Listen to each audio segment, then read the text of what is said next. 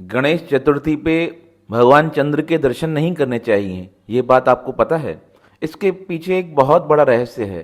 कहते हैं एक बार गणेश भगवान कहीं देवताओं के स्थान से भोजन करके कैलाश पर्वत वापस आ रहे थे, तो अपने मूषक की सवारी पर बैठे वह धीरे धीरे आगे बढ़ रहे थे। तभी आकाश में स्थापित चंद्र देवता उन्हें देखकर मुस्कुराने लगे। पहले हंसे, फिर और जोर से हंसे, फिर उनको छेड़ते हुए और जोर से हंसे। तो गणेश जी को थोड़ा क्रोध आया, पर उन्होंने ध्यान नहीं दिया।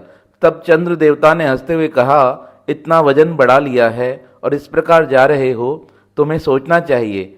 तब चंद्र देवता की यह बात सुनकर गणेश जी को बुरा लगा।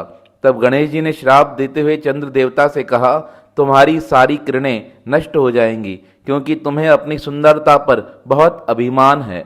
तब यह बात सुनकर चंद्र देवता चिंतित हो गए। वह नीचे उतरे और आकर गणेश जी से क्षमा मांगते हुए कहने लगे, मेरे अपराध को क्षमा करो।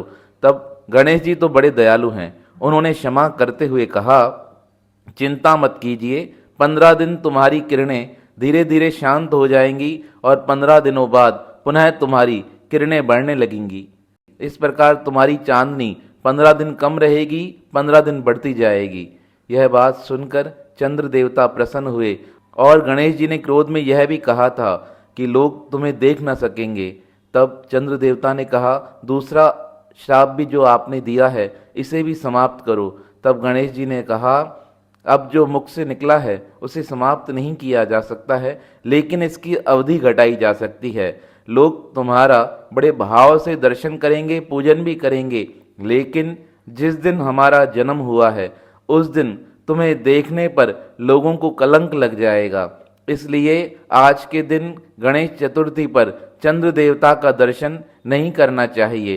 कहते हैं एक बार बचपन में भगवान श्री कृष्ण ने गणेश चतुर्थी के पावन दिन पर चंद्र देवता का दर्शन किया, इसलिए उनके जीवन पर भी एक झूठा अपराध लगा, जिसे महाअभियोग भी कहा जाता है। जब वह द्वारिका में राज करते थे उस समय भगवान श्री कृष्ण चंद्र पर समंतक मणि का चोरी करने का अपराध लगा, लेकिन जब भगवान कृष्ण के ढूंढने पर वह समंतक मणि मिली, तब लोगों को पता चला कि यह मणि भगवान कृष्ण ने चोरी नहीं की थी, उनके ही शहर में रहने वाले एक अन्य व्यक्ति ने उसे चोरी कर दिया था और भगवान कृष्ण पर यह झूठा कलंक लगा था।